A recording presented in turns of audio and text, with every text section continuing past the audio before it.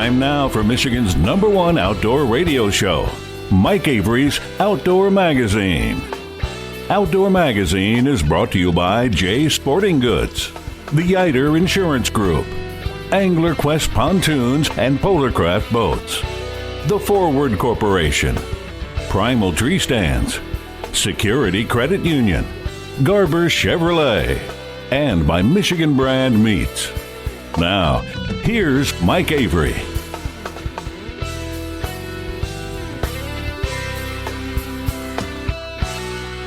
Well, thank you, Ken Hunter, for that introduction, and welcome to another edition of the Outdoor Magazine radio show right here on the Outdoor Magazine radio network on more than 30 radio stations across the great state of Michigan. And glad to have you along with us as we continue this celebration of the outdoor lifestyle in the great state of Michigan and sometimes beyond. As I look at the rundown this week, no, we're staying right here in the great state of Michigan. All corners of the great state of Michigan, by the way. We continue to do some time shifting here in the Outdoor Magazine studio. And I only bring it up because we're recording a little ahead of a normal schedule. And that means if something big happens in the outdoor news and I'm not talking about it, I apologize. But it's because maybe it hasn't happened yet. I don't like to record this far in advance. I said that last week. I think probably for the next couple of weeks we will have to continue to do it. It's a necessity. But hey, better to record a week and a half in advance than, even more. So I appreciate you being along with us. Listen, and again, time shifting causes some problems here. And at this point, this is a little bit bad, old news. But I have to say a big thank you to everybody who was involved in our big Trinity Monitor Wild Game Dinner and fundraising auction. It was a big, big success. A big success. So many people were so generous in their time, in their donations, in their bids. I can't thank you enough. God continues to bless that event. A lot of my advertising partners, so many of my friends showed up and were just so generous. And I'm not gonna go through the list here on the air for fear that I might miss somebody. But you know who you are. And I appreciate it so very, very much. Plans are at this point to have another event next year, probably the first Saturday in March. Lots and lots of details have to come together before we can lock that in. But we've got a year to worry about it. So let's just concentrate and let's just enjoy and let's just be thankful for the event that we had. And I am certainly thankful. Again, thank you very much. Along that line, though, following up, VersaSkins. Paul Perrone from VersaSkins was there that night, and he has put a special in place for the next week or so. If you go to versaskins.com, use the promo code Avery30, you can get 30% off everything on the website for the next week or so. versaskins.com, promo code Avery30. On the way into the studio this morning, I saw turkeys strutting. The first birds I've seen this year. That got me excited. I haven't heard any gobbles yet, but I saw birds strutting. There was a flock of birds out in the field, and they were in strut, and that got me even more excited. Now, the field that they were strutting in had a little bit of snow on it because, well, we did get some snow here in my part of the world just the other day. In doing Behind the Mic here in the studio, talking with some friends up in the UP, they said there's still 3 feet of snow in the Sioux. Oh, and I have to be careful. In a normal week this time of year, conditions can change so fast. When we're doing time shifting like we are right now, who knows what the weather will be? But again, I'll go back to we're moving in the right direction. The red-winged blackbirds were singing their heads off in the pond behind the house the other day, even during the snowstorm. So they knew what was coming. But I saw those birds strutting, and it made me very, very glad that I got my tag I paid the extra $5 to apply early to be assured that I would get tag ZZ, the Southern Michigan private land season that runs for 6 weeks, basically, from April 23rd through the end of May. What is that, 5 weeks? And when I posted it online, I was criticized. People said, well, you're a fool. Why did you give, Avery, why did you give the DNR $5 for no reason when you can buy that tag after the fact? Well, there are 2 reasons I did that. Number one, I like turkey hunting so much. I look forward to it every year. I like it too much to take a chance that season could sell out and I would be left without a tag in my pocket. I'm not willing to do that. For $5, for the price of a gallon of gas these days, I'm not willing to take that chance. The second reason is I don't hate the DNR so much that I'm going to take a chance on hosing myself over a $5 bill, a gallon of gas. I'm not going to take the chance. And look at it.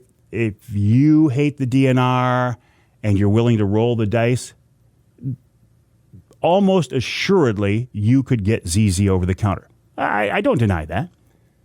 Personally, I'm not going to take a chance. I wait all year long to go turkey hunting. And I like to be out there the opening day of the season. I know that the month of May is a very productive time to be hunting birds. Because last year I hunted from the opening day of the season right into May, and the birds reacted completely differently in May. It was like I was hunting the same property, the same blind, probably the same birds, and they reacted to my calls and came in with a vengeance in May, whereas in April they wanted nothing to do with me. I get that. But the thought of having a turkey season open in Michigan that I was eligible to hunt and that I wasn't out there breaks my heart. I can't even imagine it. I can't even imagine it. And I will be out there turkey hunting more like deer hunting. I don't run and gun with a shotgun. I tend to set up in an area where I know there are birds, and I'll be hunting out of that Primal Tree Stands Wraith See-Through 270. I love that blind. And I'm going to be using a crossbow. And you can say, oh, Avery, why aren't you sticking with the recurve? Because the truth of the matter is, as much as I love the recurve, I had lost confidence in it because I wasn't shooting it enough to be proficient enough to make a quick, clean, humane shot that we owe the animal, any critter that we're hunting. And I just wasn't confident. Don't really want to pick up a shotgun, so I'm going to use a crossbow. It'll be a Michigan-made dart and crossbow. I've killed birds with a shotgun. I have nothing against it. God bless you if you use a shotgun. It's just not a tool that I want to use. And let's not turn turkey hunting into what deer hunting has become, where we're shaming fellow hunters. However you choose to hunt turkeys, whatever method you choose, whatever tool you choose, whether it's a shotgun, a recurve, a longbow, a crossbow, God bless you. Get out there and have fun and enjoy it. And I will. I will. You can bet on that. Now, maybe I'll be lucky and I'll get a bird early enough in the season in April where I won't have to be out there in May during the mosquito season. I've always joked about May being the mosquito season. And it is. That's why they make thermocells. And if you haven't used a thermocell, believe me, they are the real deal. And I have no affiliation with thermocell at all. But they are the real deal. If you're turkey hunting in the spring or bear hunting in the late summer, you're going to want a thermocell. But I'm excited. And when I saw that bird strutting out in the field, actually 2 birds strutting out in that field today, it got me even more geeked. And glad that I spent the $5 to make sure that I got the tag. I don't understand the mindset that some people have about this just this hatred for the DNR, and you wouldn't give them an extra 50 cents if you could avoid it. I don't get it. But again, I'm not going to shame you over it. If that's your attitude, fine. But don't shame me because I spent $5 to guarantee I was going to get a tag. What else is going on now? Steelhead fishing. Oh, my goodness. What a great time of year it is to go to be steelhead fishing. Walleye in the rivers, the connecting rivers. I'm thinking St. Clair and Detroit River, right? Great Lakes if you can get out there. Wednesday Night Lives, we're giving away a Michigan brand ham for Easter. That'll happen right on up until Easter. Thank you, Nick Grillo and the Grillo family of Michigan brand meats. Also, this Wednesday Night Live, I think, the 23rd coming up, Amy Trotter from MUCC will join me if you have questions for her about that organization, about what's going on in the outdoors in the state, about why things are done the way they are. Tune in for that. You can always reach me via email, Mike at MikeAveryOutdoors.com, Mike at MikeAveryOutdoors.com with questions, comments, criticisms, concerns, gripes. Let's hear it. I'm open. Coming up after the break here at Outdoor Magazine, John Cleveland of the Eppinger Company out of Dearborn, Michigan. Michigan-based Eppinger. Been making Dardevle spoons for what? I don't know how long. Forever. And then Nick Grillo of Michigan Brand will join us at the end of the hour to remind us about the Michigan Brand hams for Easter. And in fact, he's going to be perch fishing today as we're recording the show. Oh, what else? Ali Shakoor coming up at hour number 2. Eric Hilliard of the DNR. Russ Clark checking in from the St. Joe River. And Dave Minar all coming up this week right here on Outdoor Magazine.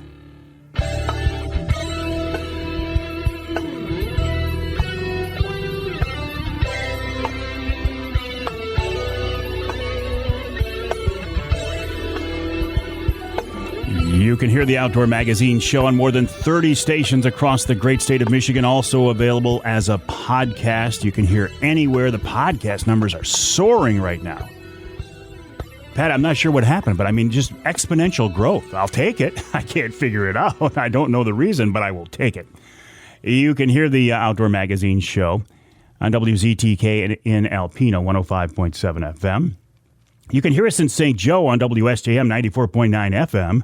And let's go north of the bridge. Let's go to Newberry, WNBY, 1450 AM. Speaking of north of the bridge, this segment of Outdoor Magazine brought to you by Rapid River Knives. I have a Rapid River knife in my pocket right now. As you know, I always do. A knife is a valuable tool. I reach for mine several times every day. And I am so proud to carry a Michigan-made knife from Rapid River. Handmade by craftsmen in the UP and Rapid River. Check out the website, rapidriverknifeworks.com, rapidriverknifeworks.com, or better yet, swing by their showroom on US 2 just outside of Rapid River. It is a beautiful, beautiful place. Tell them the big guy. Tell them Avery sent you.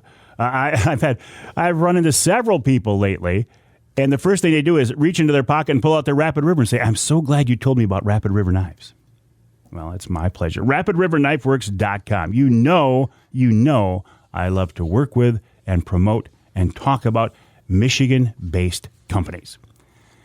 Which leads me into this segment now. Eppinger. You know that name, right? Eppinger, based in Dearborn, Michigan. But you probably know the name Dardevle even more. The Dardevle Spoon, the Dardevle Lure. I know you fished with them. Everybody has fished with them. Everybody has caught fish on them. They are, if a product can be an icon, Dardevle is an icon in the fishing world. John Cleveland is their marketing director. He's with us now on the Outdoor Magazine phone line. John, welcome to the show. How are you? Good morning, Mike. I've heard of Dardevle. Have you really now? John, everybody has heard of Dardevle, haven't they? Oh, they have. They have for sure. Hey, that's one of the reasons too. Just about 3 years ago, we repositioned ourselves a little bit. We used to lead with the Eppinger name for probably the last 40 years, and now we changed it to Dardevle by Eppinger because everybody recognizes Dardevle, and not as many recognize Eppinger. But the Eppinger Dardevle is the original Dardevle Spoon from 1906. Well, I know if you do a Google search, I mean, it comes up, the website is dardevle.com. It's not Eppinger.com, it's dardevle.com, right? Right. It used to be Eppinger.com, and we would often get calls from people that knew our product, and they just said, well, I can't find you on the web. And then you said, key in Dardevle, and it'll come up. Or key in Eppinger, and it'll come up. And it was just confusing. So we shifted it to Dardevle, because that is truly what people know us as, the Dardevle Spoon. What's the story of the company? I mean, you've been around for a long time. We have. The company was founded in Detroit by Lou Eppinger in 1906. He was actually a taxidermist, and then I don't know the name of the sporting goods store, but there was a small sporting goods store that he worked at or sold his taxidermy through, and the guy was going to retire, and Lou Eppinger bought that, and that became Eppinger Sporting Goods. So they were actually in the sporting goods business before the spoon business. And in the early years, Lou started working with metal spoons, trying to figure out a way to make good, effective fishing lures based on the fact that most of the reels back then didn't have any kind of backlash brakes or gear ratios or anything else. So you needed something heavy to cast, and yet you needed something once you started retrieving it. It wasn't like pulling in an anchor, right? Mm-hmm. And that's kind of where the spoon came in. You could make a relatively heavy piece of metal, and yet based on all that surface area, you could get a good wobble out of it. And that's more or less how it developed. And then about 1918 is when he actually changed his spoon's name from the Osprey to the Dardevle. And the Dardevle was based on a brigade of Marines that fought in World War I against the Germans in a battle called the Battle of Belleau Wood. And the Germans nicknamed those Marines the Devil Dogs. And it must have been a big deal back then, because Lou Eppinger picked up on that and named his fishing lure after those Marines. So that's pretty cool. That's a great story. Yeah. That's a great story. From there, his nephew worked for him when he was a kid. That's Ed Eppinger. And Ed actually took over the company in the 50s when Lou retired. Ed's daughter, Karen, who is my current boss, she took over in the late 80s when her father passed away. And then Karen's daughter, Jennifer, actually runs the day-to-day operations at the factory. And she is pretty much heir apparent. She'll be taking over when her mother either retires or, gives up the ghost. So she's set to take over, but she realistically is running the day-to-day operations right now. No, I wasn't keeping track. What is that, 4 generations? 4 generations. And actually we have Jennifer's son, Brian, who works on our website and does a lot of the sales development programs. He's been with us about 4 years now. So that would be the 5th generation kind of in queue. Wow. It's pretty neat. It is very neat. I love these stories. If I buy a Dardevle these days, is it the same design as 1918, or has it been tweaked over the years? It's been tweaked, and it's got my fingerprints all over it if it's been made in the last 20 years. But it's been tweaked a little.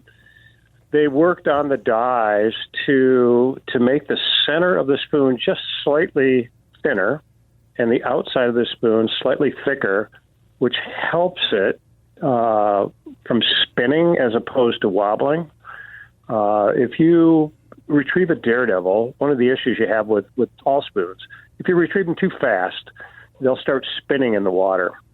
So that design mitigates that some, doesn't completely eliminate it. If you honk a Dardevle back fast enough, you'll just get it spinning in the water, which is not what you want to do.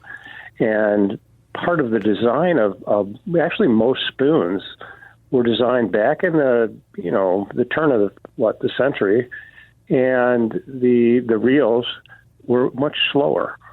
And those spoons aren't meant to rip through the water. They're meant to retrieve at a slow to medium speed for the most part.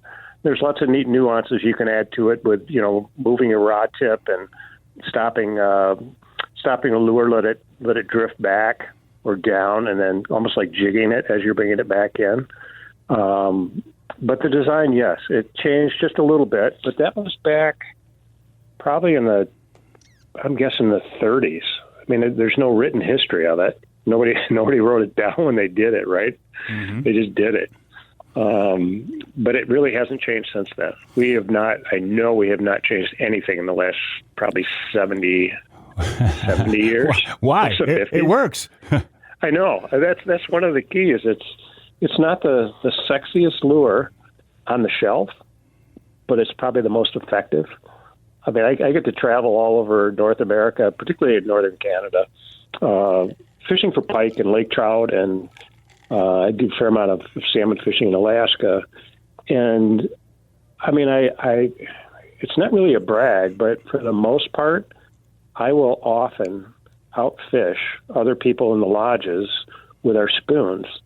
They'll bring all kinds of crazy baits with them, newfangled stuff, and I know it's interesting as a fisherman to try new things, and I would encourage you to do that. But always keep some daredevils in your box, so when you need to catch a fish, you got something to catch it with. You talked about a lure being sexy. I find this concept interesting because before a bait or a lure or a spoon or anything can catch a fish, it's got to catch the fisherman's eye. So there has to be some appeal to that perspective too. Absolutely. And quite honestly, one of the things that we have not done over the years is add too many different colors, at least in the last, let's say, 20 years that I've been with the company, which is a relatively shallow piece of history compared to the 115 years that we've been around. But we just actually have come up with 4 new colors that the only place you can get them right now is online. It will take a year cycle for the retailers to get them into the stores. But they are available at daredevle.com. And what it is, it's a crackle pattern. I talked to the guys in the paint room and I said, come up, just start playing with some things and give me some ideas, some new colors, some new ideas, some patterns. And they started playing with crackle paint. And it was really interesting what they did. And the lures look cool. I've tested them a little bit last summer, and they worked. And they worked well enough that I thought they should be part of the line. So we put them online on our website, and it's the Crackle series, and definitely worth a try. That would be our sexiest. That's the sexiest thing I can tell you today. That's our new line. And you say the website is daredevle.com, and it's spelled DARDEVLE.com, right? Exactly. Okay, Yep. DARDEVLE.com. We're talking with John Cleveland of Dardevle. The parent company is Eppinger. You know the name Eppinger. You know the name Dardevle. We got to take a break here in the Outdoor Magazine show, but when we come back, several more questions for John, including he mentioned, pike and lake trout. What else can you use daredevils on? Are they strictly casting lures? Can you troll with them? I am primarily a troller, and I'm thinking, maybe I'm missing the boat by not trolling some daredevils here. Maybe they're too heavy. Maybe they're meant to be cast and not trolled. I also want to talk to John about his fly fishing passion, which I find very interesting because to me, throwing a heavy daredevil up in the weeds after a pike and then casting a fly for a trout on a fly rod is 2 completely different spectrums of the fishing world, but he's got them both covered. And then after that conversation, we'll wrap up this first hour with Nick Grillo of Michigan Brand Meats.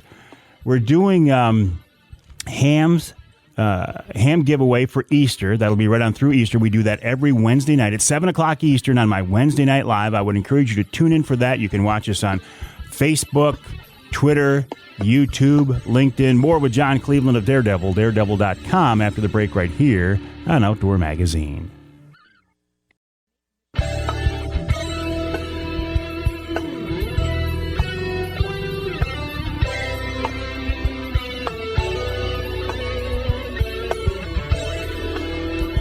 can hear the Outdoor Magazine show in Battle Creek on WBCK 95.3 FM. You can hear us in Sheboygan on Big Country Gold, WCBY 1240 AM 100.7 FM.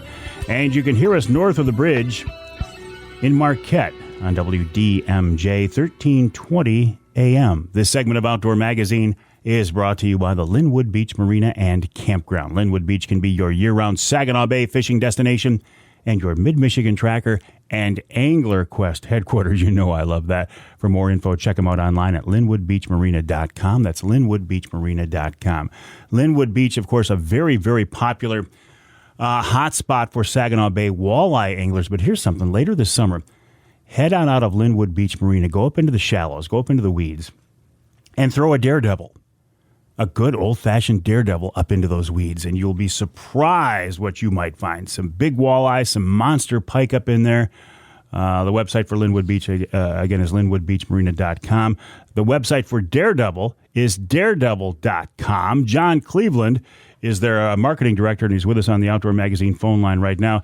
John, before the break, I was mulling over the question of, can I troll with a daredevil? Do you make a trolling spoon, or can I troll with the standard daredevil? Like, you control with the standard daredevil. We do make a spoon we call a troll devil, but the reality is that probably one of the most trolled and effective spoons is either the 3/4 ounce or the 1 ounce daredevil. And trolling is a fine way to catch fish with spoons.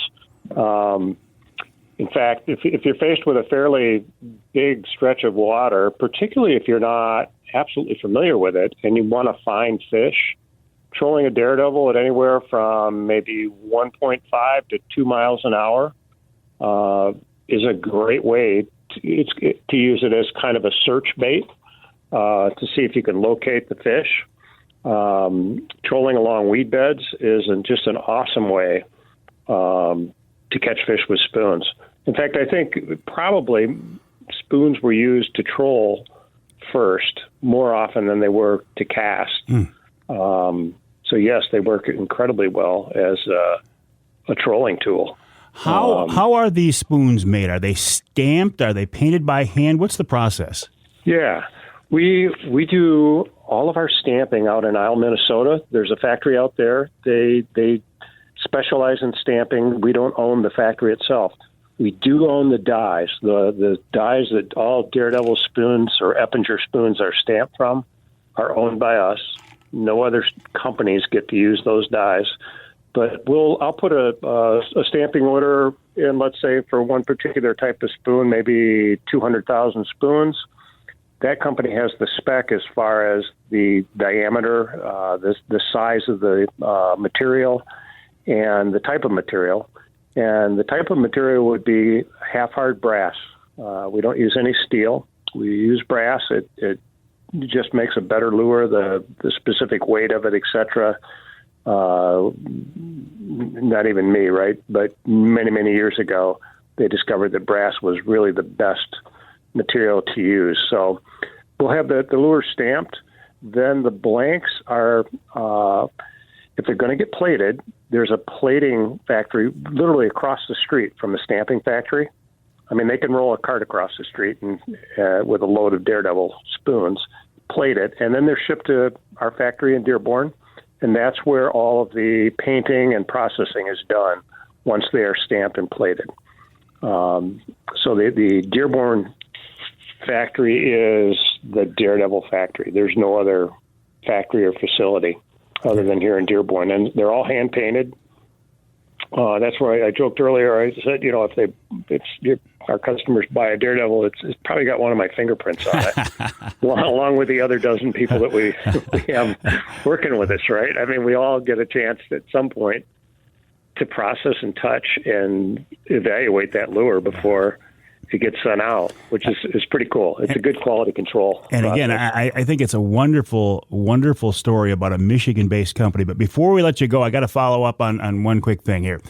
I know you're an avid fly fisherman, which, again, I think is interesting because to me it's two ends of the spectrum. But I know you've got an event coming up this summer that you wanted to put the word out a little bit because you're looking for people to get involved, right? I am. We are, yes. And that would be the Michigan Trout Unlimited Fly Fishing School. We're holding it June 10th through the 12th, which is a Friday through a Sunday at Ranch Rudolph near Traverse City. And what it is a comprehensive fly fishing school. It's great for beginners, intermediates, and advanced students. We break out everybody. So an advanced student, for instance, probably would spend the 2.5, 3 days actually on the river with a one-on-one or a one-on-two instructor actually fishing. The beginners, we have classroom instruction. We have instruction out. There's a beautiful manicured lawn out front where we practice our casting skills. Saturday afternoon, we take all of our students out on the Boardman River, which runs right to the facility. And we have 3 or 4 stations set up and instructors demonstrating how to cast a dry fly, how to cast a streamer, how to cast and drift a nymph, etc., how to wade in a river. And then in the evenings, if you choose, all of us instructors will take students out for a couple hours on the river to fish. John, that sounds like a lot of fun. Listen, I'm out of time. I got to let you go. Details on that probably on the Trout Unlimited website. And if you want to learn more about Dardevle, the website daredevle.com. That's daredevle.com, a family-owned, Michigan-based company. John Cleveland, appreciate your time. Sure our paths will cross soon. We'll take a break. Nick Grillo of Michigan Brand coming up right here on Outdoor Magazine.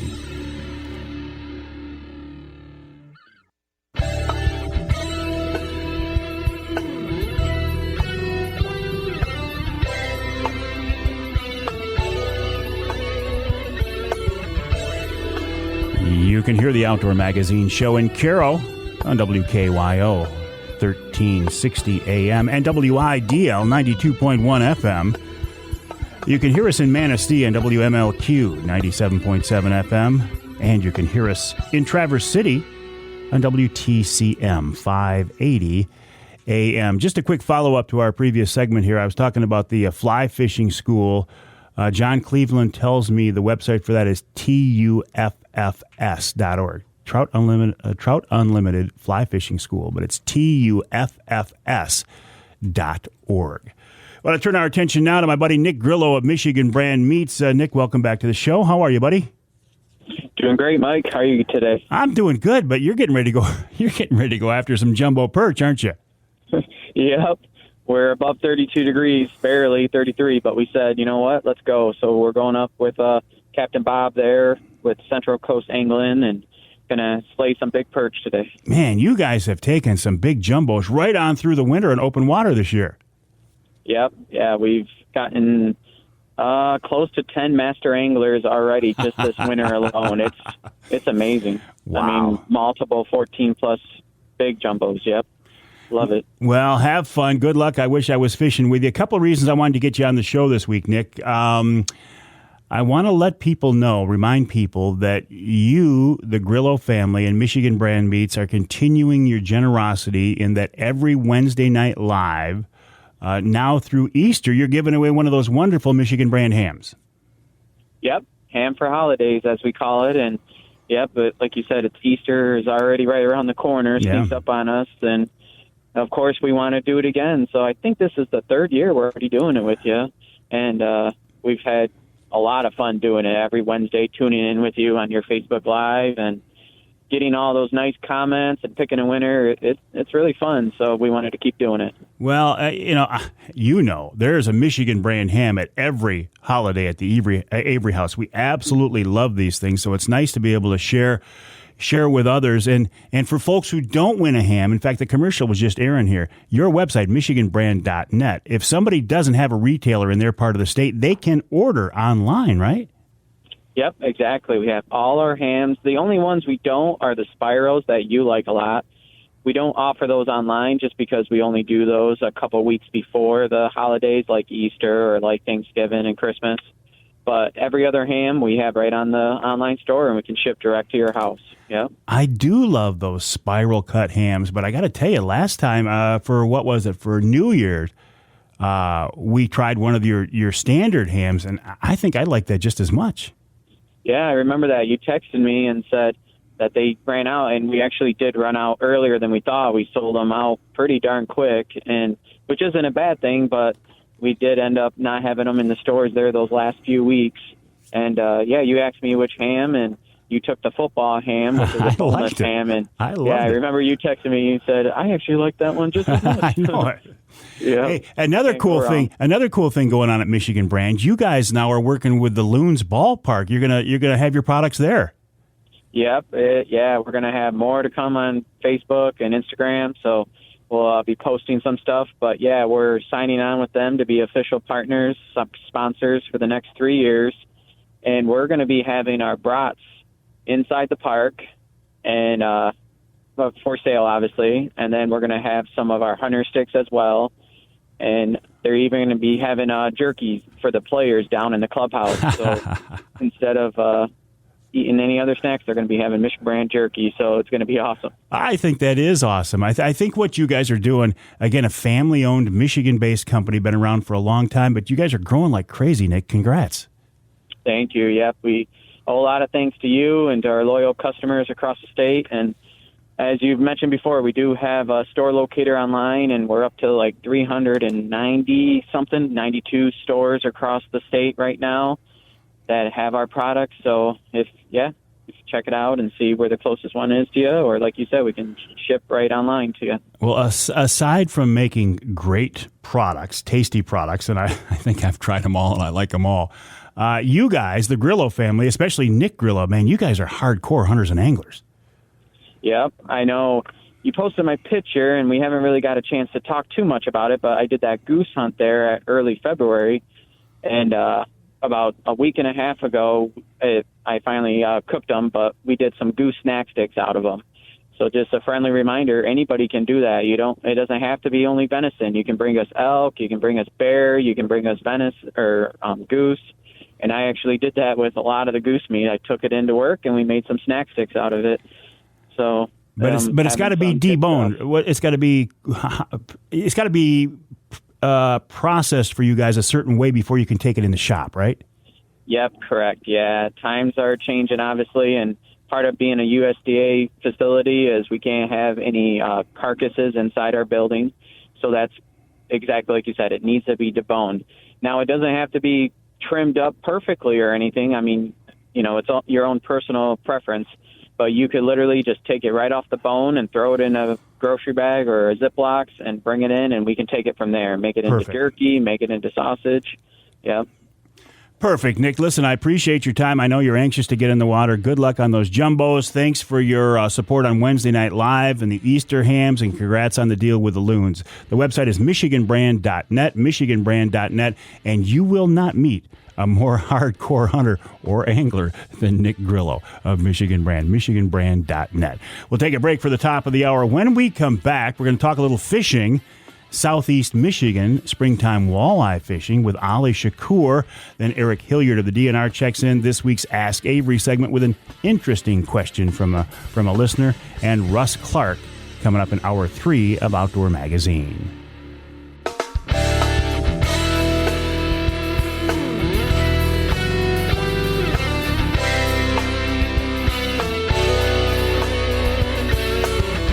Time now for Michigan's #1 outdoor radio show, Mike Avery's Outdoor Magazine.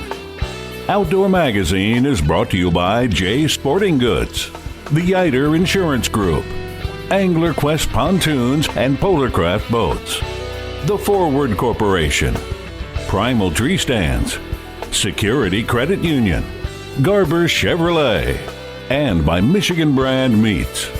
Now, here's Mike Avery.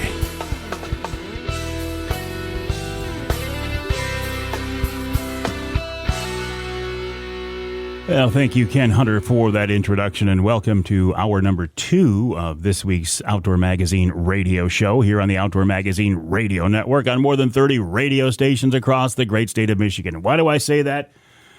Because I wanted to make the distinction that this is first and foremost a radio show. It is a 3-hour syndicated radio show talking about the great outdoors, the history and tradition of hunting and fishing and shooting and trapping right here in the great state of Michigan.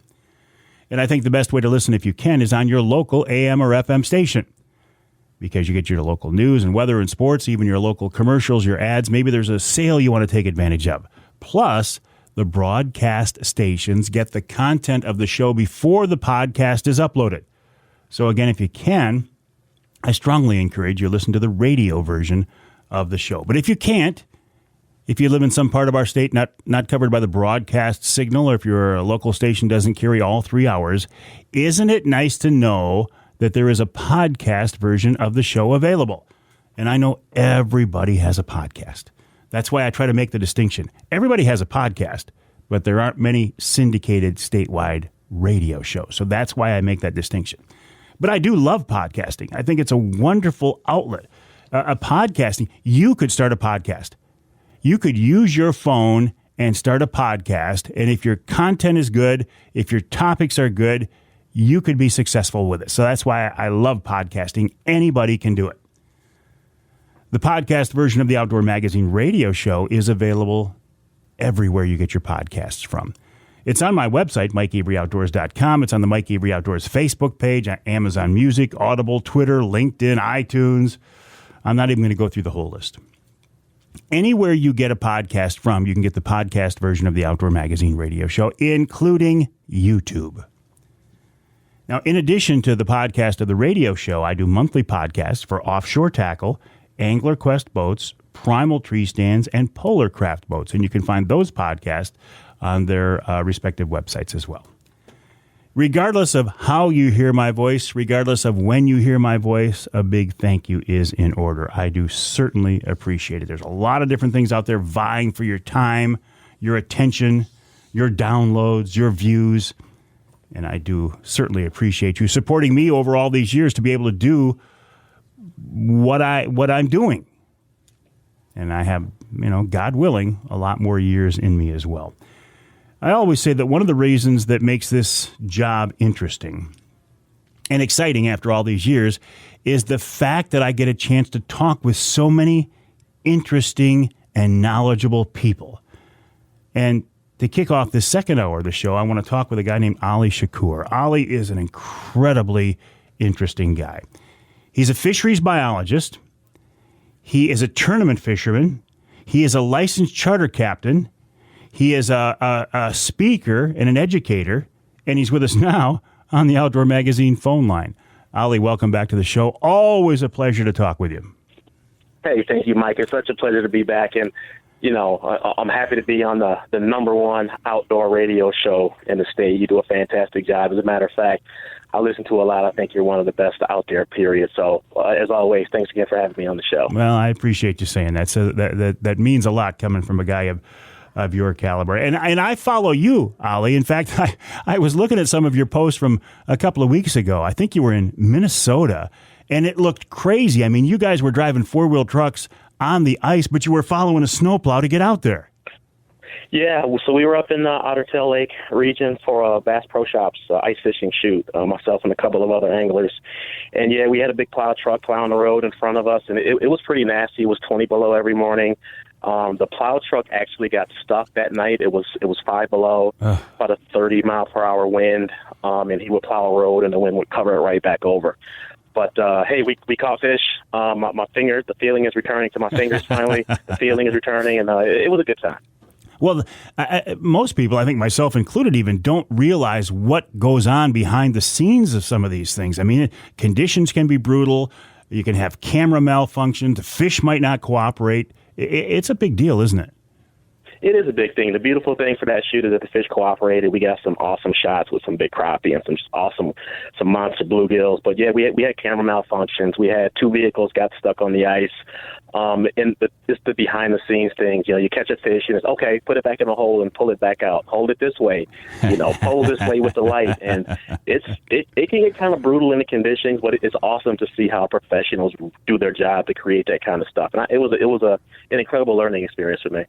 Ali, how did you end up where you are today? I mean, is this, would you have envisioned this when you were a kid that you would end up where you are? It's funny.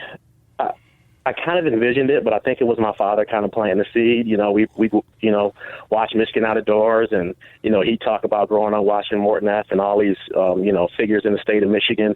And he'd always say, hey, we can do that. We were fishing out of a 12-foot Sears and Roebuck aluminum boat with a 1965 6.5 horse Johnson.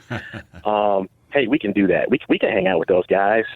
And to finally kind of, see a little bit of success and bring that to fruition has been incredible, soul warming. I'm just happy to have the opportunity.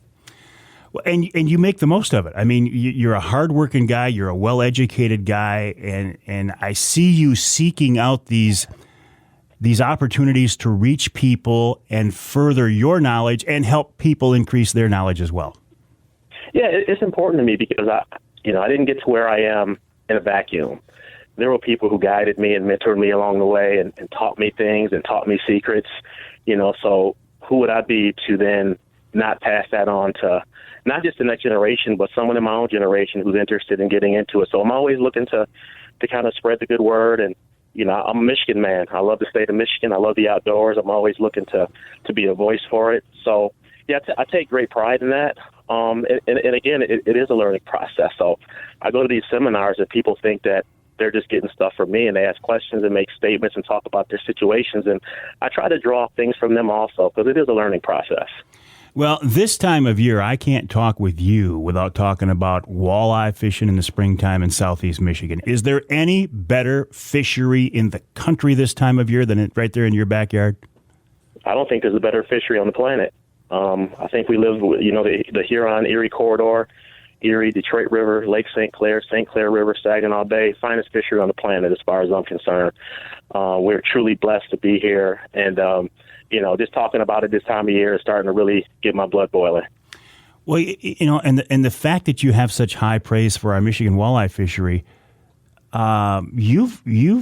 you've got experience in other parts of the country. I mean, you have fished the best walleye fisheries on the tournament trail that the states have to offer. Oh, no doubt. Not just a tournament trail. I make it a point to travel. I don't put everything on social media. I probably should put more, but I fish the best walleye fisheries that there are out there.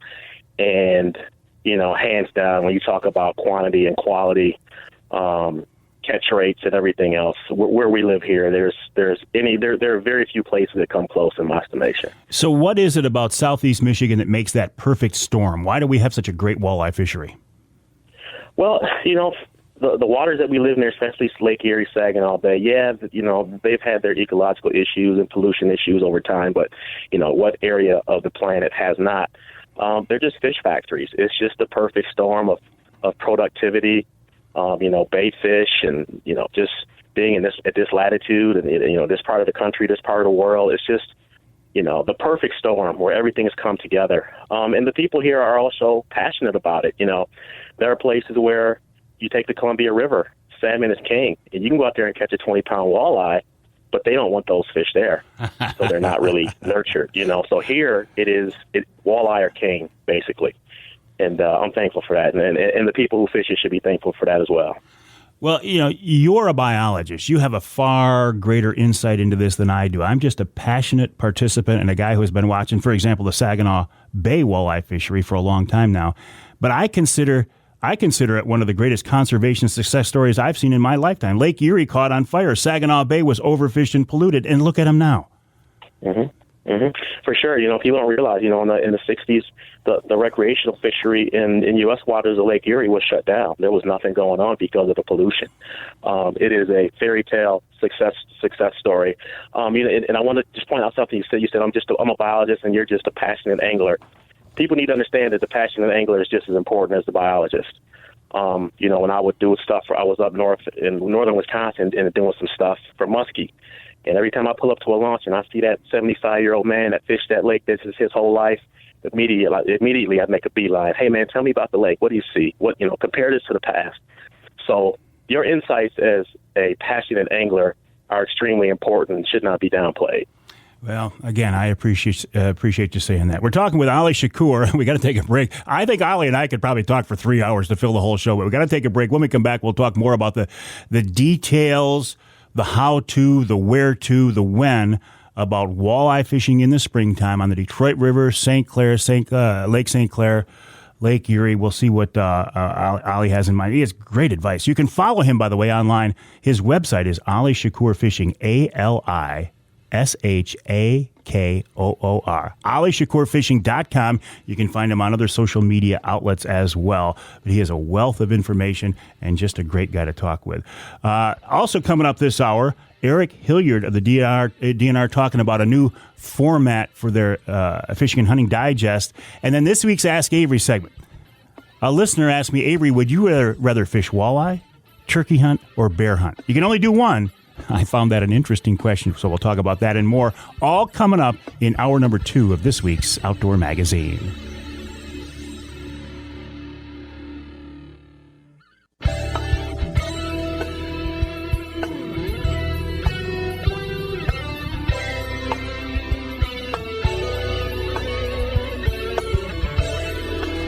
You can hear the Outdoor Magazine show in Manistee on WTIQ 1490 AM 95.3 FM.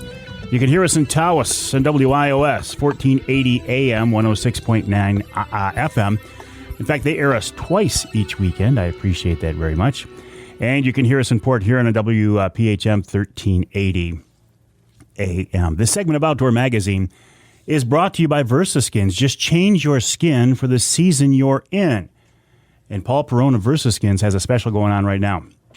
If you go to the website versaskins.com, that's versaskins.com, and use the promo code Avery30, you can get 30% off everything on the website. That's a limited time only, versaskins.com, promo code Avery30. Now, if I make it down to the Detroit River this spring, it's going to be cold still, and I will be wearing VersaSkins, so it's not just for hunting. You can wear it for fishing, too. Speaking of fishing and the Detroit River, we're talking with Ali Shakoor. His website, alishakoorfishing.com, alishakoorfishing.com. Ali, as you know, we are recording this show for the weekend of the 19th. Do you think there will be boats on the river by the time people hear this show? Is it opened up? Is it ready to go? There are boats on the river as we speak. Really? Yeah, the launches are open. Of course, you always have the early season cowboys, of which I was a member of that club at some point, that are going to go out and dodge icebergs. And you have to really be careful and know what you're doing. But I had buddies that were out 2 days ago, and they caught a nice limit of 4 or 5 pound fish. So fish are in the river. This time last year we were out fishing around the Belle Isle Bridge and in the mid to upper river, and those fish were there. So yeah, by the 18th, 19th is usually when I'll start getting after it hardcore. There'll be boats all over the river, and the fish will be snapping. That's a big river. It's deep in places. It's a lot of current. How do you fish that? For somebody coming in from outside the area, where do we even start? Spawn is one of the times that walleye are really susceptible because they're congregated in their spawning areas and everywhere. So, you want to kind of break the river down. Of course, you have the lower, mid, and upper. Early in the season, if you're just coming in, of course you can do the pack thing and follow the boats.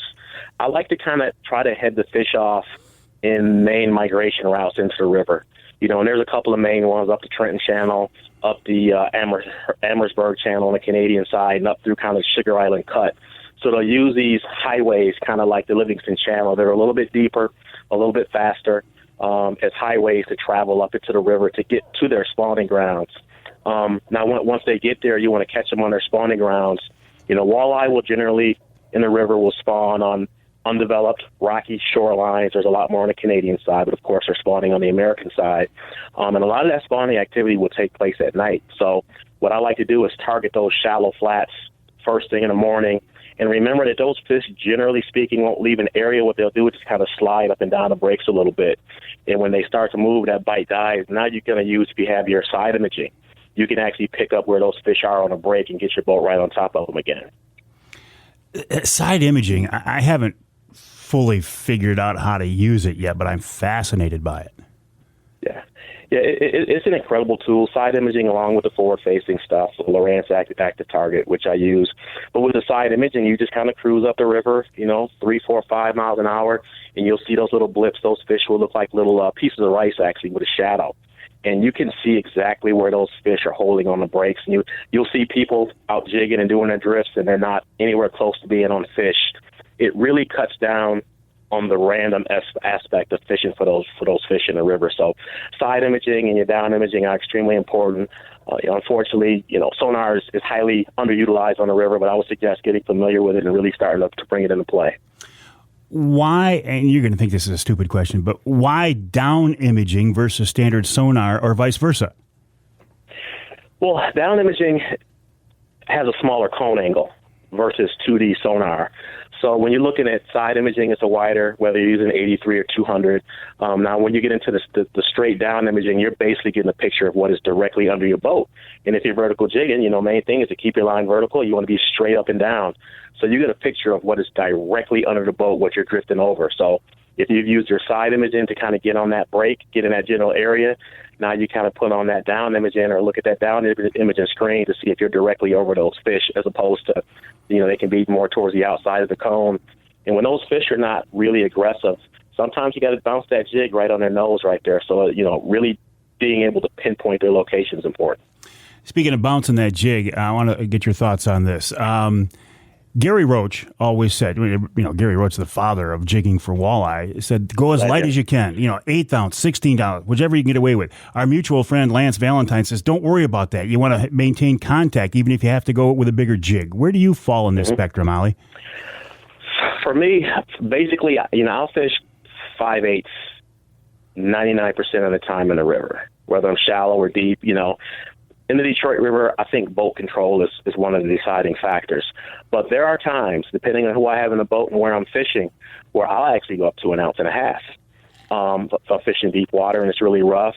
But sometimes that jig just thumping the bottom, that a larger profile and just that more sound, more vibration coming off will trigger the fish. So yes, I like to go as light as possible, but also allow the fish to tell me what they want on that particular day. You don't want to go out there with just 1/2 ounce jigs and it's a 1 ounce jig bite, because I've had that happen. So you want to be flexible, but again, it's going to depend on how good you are at boat control on the Detroit River. Live bait or plastic? For me, I'm a plastic guy most of the time. Tourney time, all bets are off. I got everything in the boat, kitchen sink, half stick dynamite, you name it, it's in the boat. But yeah, I do like to have minnows. It presents a problem if you want to cross in a Canadian water. So a lot of times I'll salt minnows and keep dead minnows because you can't carry live across the border. But I just feel like plastic, I can get virtually the same job done, except when the water is really cold. Sometimes it's just really tough to beat live bait, such as a big live shiner. Tell me more about salted minnows. Is that something you do, or do you buy them that way? Sometimes I'll buy. Sometimes I'll just prepare them. It's just basically a salt, just like you would do, eggs with borax or brine. Just put them in bags and salt them down and freeze them. I know fishermen who'll just take them and just freeze them without the salt or anything. But salting will prevent scales from coming off, so they still look nice and bright when you're fishing with them, pretty much. And again, it allows me to bounce back and forth across the border without breaking any Ontario Ministry natural resource laws or rules on the water. Ali, you and I have talked about this before, but I feel the need to follow up on it with this conversation. There is a certain amount of shaming that goes on in the Detroit River, in particular in the springtime, over people keeping these big spawn-filled females. But you have some interesting thoughts on that. Yeah, my thought is, one, you bought your license, you do as you please as long as you do so under current, game and fish regulations. But biologically speaking, that fish, that 12-pound fish, could be anywhere from 8 to, 15 years old, sometimes a little bit younger, sometimes a little bit older. She's made her contribution to the gene pool. She has a couple years left of life. Taking her out, you're not going to hurt anything. Now, that 3 or 4 pound fish that everyone's telling you to keep, she may have another 15 years left of contributing to the gene pool. So, there's this trade-off there. Also with eggs, eggs aren't the limiting factor. There are enough eggs laid in Lake Erie and in the Erie-Huron corridor to drive a booming fishery for years to come. Other factors come into play, environmental factors, direction of wind, and that play in the recruitment of those fish.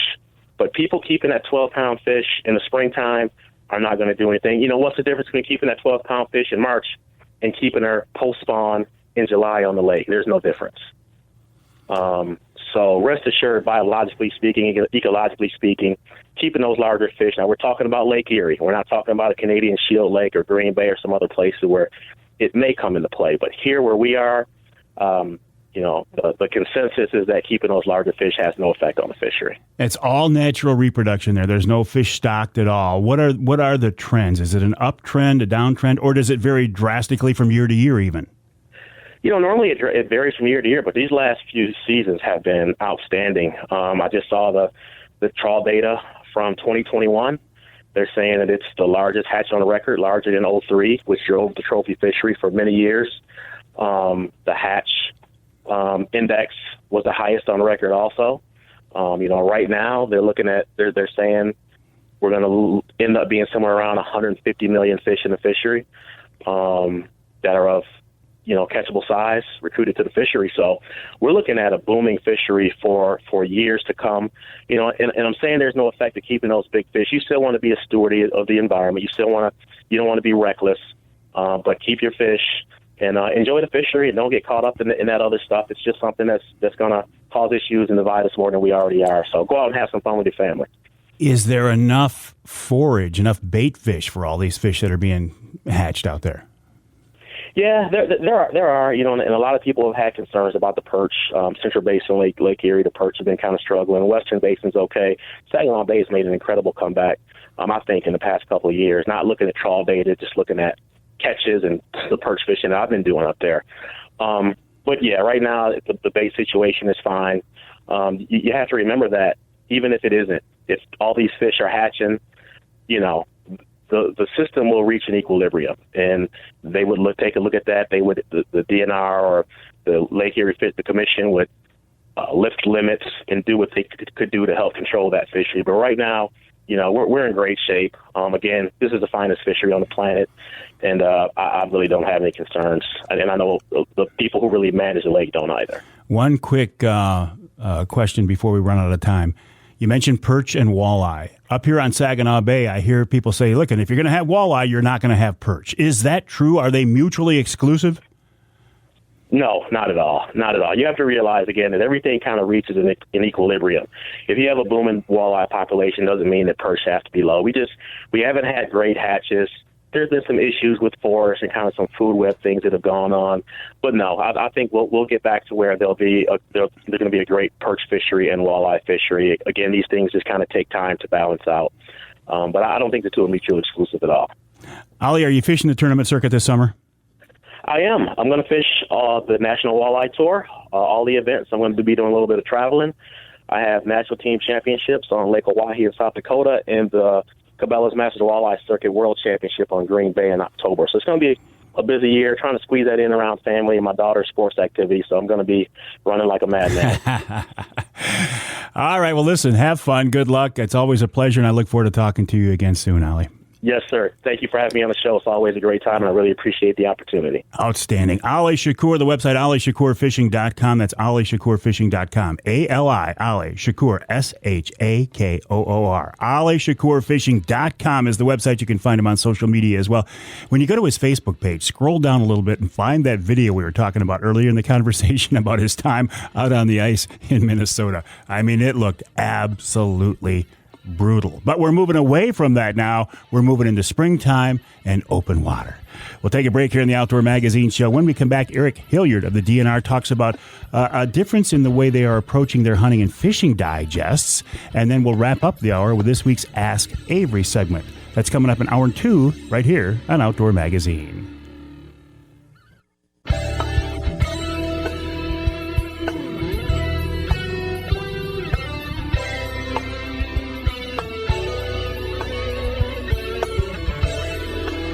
You can hear the Outdoor Magazine Show in Flint on WTRX Sports Extra 1330.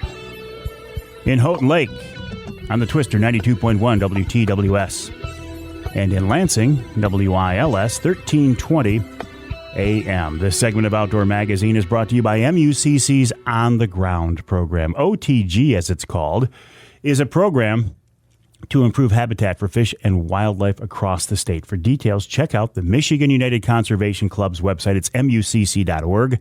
That's MUCC.org. You can use the promo code Mike, all caps, M-I-K-E, and save 25% for signing up to become a first-time member of MUCC. And one other reminder, this is coming up this Wednesday. I think it's the 23rd. on my Wednesday Night Live, on my Facebook page, on YouTube, on Twitter, and LinkedIn.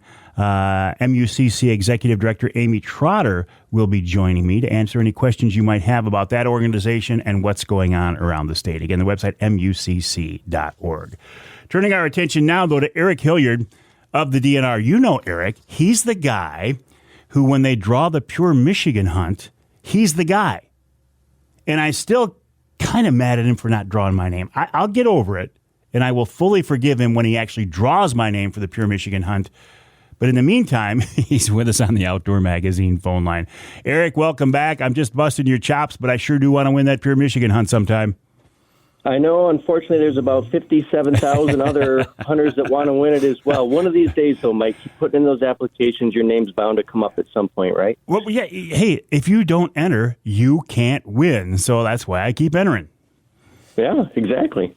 But this time of year, though, you're not thinking, well, you're probably always thinking Pure Michigan hunt, but I think you're probably thinking more about the Hunting and Fishing Digest right now, aren't you, Eric? Yeah, so I mean, well, digests are one of those things, they're cyclical, so they're kind of always on our mind, and we're always looking for ways to improve the regulations so that they're easy to understand for people when they're heading out there in the field. Same thing for the fishing digest for the folks in fisheries. You know, we want to make things as easy as possible for people. Well, and that is one of the complaints, that our hunting and fishing rules and regulations sometimes are so complicated, it's hard to keep track of them. Yeah, and, you know, we've got the Wildlife Conservation Order, and that's sort of the official rules and regulations that the NRC puts out. These are like the real written legal descriptions of things like DMU boundaries and things like that. And then we have the Hunting Digest, and they're kind of a condensed version of that, of Waco, that we put out for hunters' convenience to make things a little bit easier. And we actually made some changes starting last year. We decided to try a little experiment in rewriting the digest, and we started with the Spring Turkey Digest, and we've actually had some pretty good response from that. So we switched to a question and answer format, because a lot of times when we get people that are calling us, it's almost always a question of, can I do this or can I do that? And so we thought, well, what if we restructured things to where we did it sort of in that vein, where it's an actual question like, for example, when will the 2022 Pure Michigan Hunt winners be announced? Or how many turkeys can I harvest during the spring turkey season? And then we also tried to change things up because we used a lot of generic language like hunters can do this or hunters can do that. And we would get a lot of calls from people that would say, you know, it says this in the digest, but does that mean that I can do this? It says so, but I just want to be sure. And so we changed that generic hunters to you statements that, yes, you can do this thing, or no, you can't do that thing. And hopefully that helps to clarify things for folks and make it a bit easier. Well, that's an interesting nuance, but I can see that for a certain percentage of the population, that might make the connection that you're trying to get across. Yes, exactly. And when we put this out, we actually we sent out a sort of an informal survey to all the hunters on our email list. It was probably north of 275,000 hunters that we sent it to here in the state. We got just over 2,500 responses back. And we basically we said, hey, take a look at this turkey digest and think of a question that you or another hunter might have about spring turkey hunting, and see how difficult it is for you to find it in this old version. And then we asked them to think of another equally difficult question and try to find it in the new version.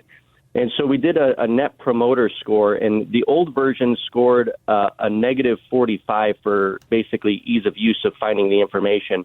And the new format scored a negative 1, which is a huge improvement. I mean, obviously there's always going to be room for improvement with any of this stuff. But, you know, we're really looking to make things easier for people. And just, you know, that score alone was a huge one. And out of all the respondents we had, the majority of the people said, yeah, we want to see this in the other digests as well, not just the Spring Turkey Digest. So it was a pretty successful experiment from our standpoint. But like I said, we're always trying to improve. And, you know, these are going to continue to go through additional revisions to make things as easy as we can for people. So does the new fishing guide contain this question and answer format too? So the fishing guide is a bit of a unique thing because, you know, the hunting digests are structured a bit differently from the fishing guide, because the fishing guide is is a bit more complex with the various bodies of water and everything else are involved. So one of the downsides is, and you'll notice even in the hunting digest, is that it does make for a larger digest typically. So adding 1 or 2 pages to the spring turkey digest or the bear elk digest isn't a big deal, but we're still kind of struggling even with the hunting digest a bit, because as you do break that stuff up, you're adding a significant number of pages. Gotcha. And so we're looking for other things, and the fishing guide is such a large document that's hard. But that's not to say that we're not looking for innovative ways, and the folks in fisheries aren't looking for innovative ways to make that easier for folks. All right, Eric. Easier is better. We're out of time. Got to let you go. Eric Hilliard of the DNR, michigan.gov/DNR. Check out the new guides. You can check out the new spring turkey guide. This week's Ask Avery segment coming up right here on Outdoor Magazine after the break.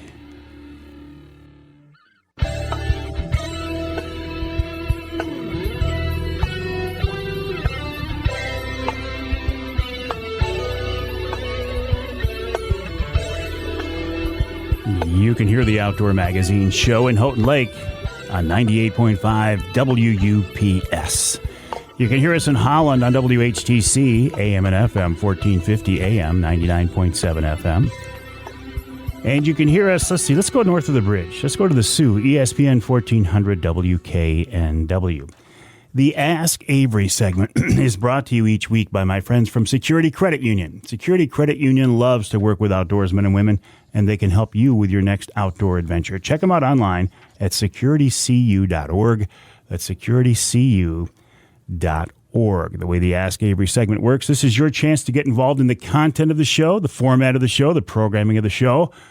Ask me a question, maybe something you want me to answer directly, or I can pass it along to somebody else in the DNR or MUCC or something like that.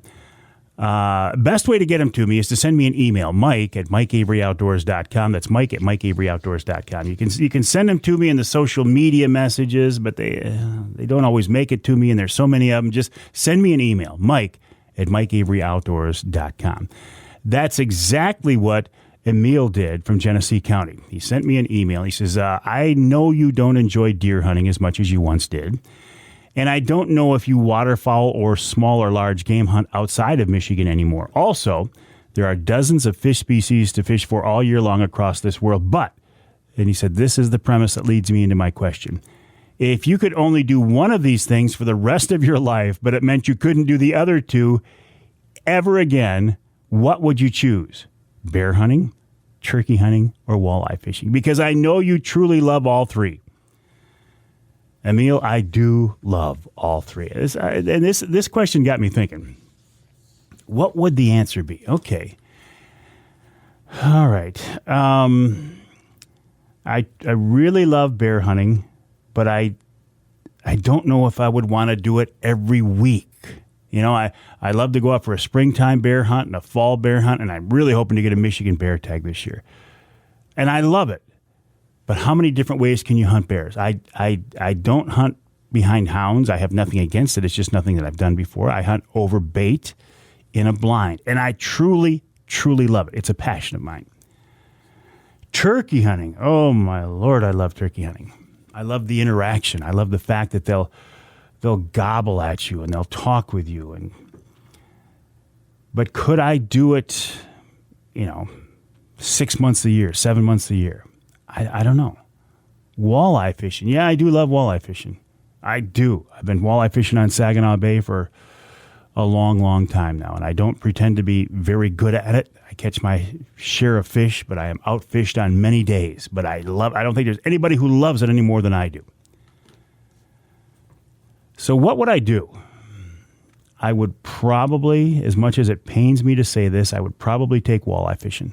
Because, and only because, it is something you can do a variety of different ways over many different seasons. You could do it year-round if you wanted to. I bear hunt over bait, and so that kind of limits me. I turkey hunt over decoys, with a bow or a crossbow out of a blind, somewhat limited there. But walleye fishing, man, you look at that, there's no end to the ways you can do it. You can jig for them, you can troll for them, you can cast for them, you can fish in the rivers, you can fish in the big lake, you can try spoons, you can try flicker shads. Some people try crawlers, not me. But I would have to say, if you were going to pin me down, I think I'd have to pick walleye just because there are more opportunities and different ways to do it to keep from getting bored. Not that I think I would ever get bored turkey hunting or bear hunting. No, never. It's never happened to me yet. I think I'd pick walleye fishing. We did have a person on the behind the mic segment before the show started ask me about how to get started in turkey hunting. My advice is just get out there and do it. And by that, I mean, don't worry about doing it right. Don't worry about calling perfectly. I mean, if you want to get yourself a couple of decoys, get yourself a slate call or a box call, learn how to use that. You don't have to be an expert caller. You got to decide, are you going to use a shotgun and run and gun? Meaning if you hear a bird, you're going to chase them and go after them, or are you going to hunt them like deer hunting, which is basically the way I do it. I'll set up decoys, or maybe nothing at all, but I'll set up in a blind in an area where I know there are birds around. I'll wait for them to come off the roost, see what they want to do that day. Are they talking a lot? I'll let them tell me how much I'm going to call. Don't call too much. If you get a response from a bird, sit tight. Wait. The tendency is to overcall because every time, on a hot bird, every time you call, they're going to gobble back. And that's pretty addicting and pretty fun. But you don't want to do that.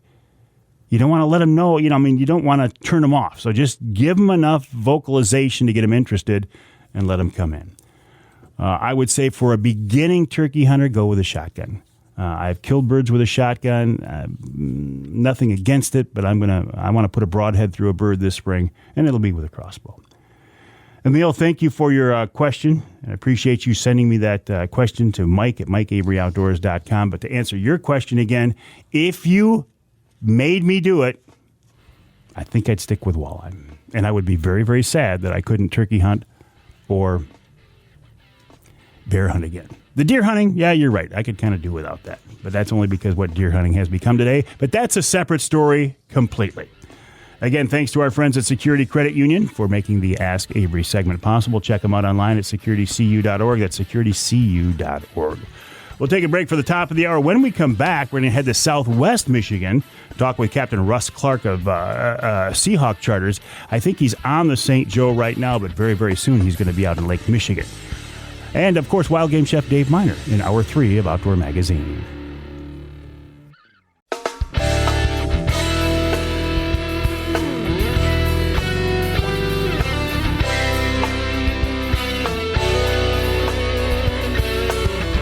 Time now for Michigan's #1 outdoor radio show, Mike Avery's Outdoor Magazine.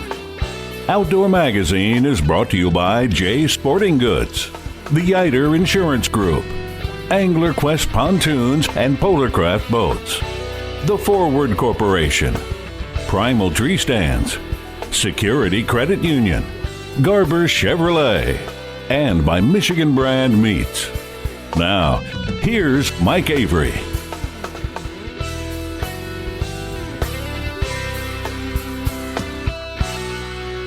Indeed, this is the big guy, Mike Avery, and welcome to hour number 3 of this week's Outdoor Magazine show right here on the Outdoor Magazine Radio Network. More than 30 stations across our great state, talking about the history and tradition, the promotion, the defense of hunting and fishing and shooting and trapping and all of these wonderful things that we are so blessed to enjoy here in our great state of Michigan this time of year, in fact, all year round.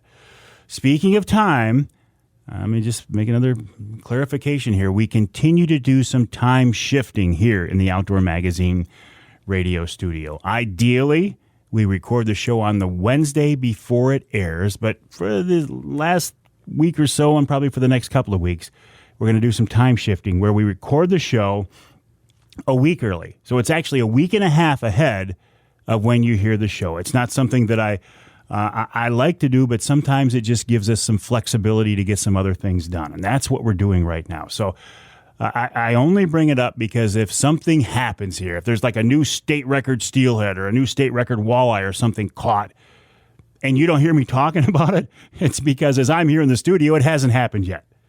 So just you have me at a disadvantage is the way I like to think of it, because you know what the weather's like and you know what's going on. And as I look a week and a half down the road, I don't.